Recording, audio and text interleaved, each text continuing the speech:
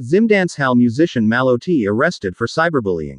In a developing story that has sent shockwaves through the Zimbabwean entertainment industry, Zimdancehall artist Malloti has reportedly been arrested on charges of cyberbullying.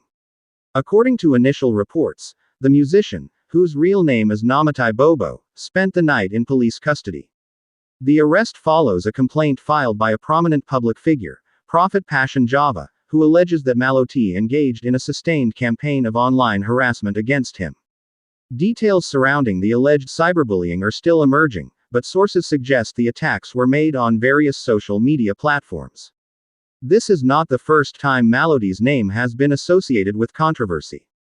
The artist has previously been involved in public disputes and has a history of fiery online rhetoric.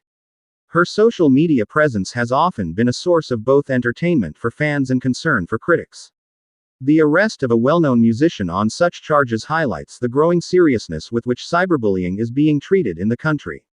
It also brings to the forefront the responsibilities of public figures and the potential consequences of their online actions. As this story unfolds, it's a reminder that what happens on the internet can have real-world consequences. We will continue to follow this story and provide updates as they become available.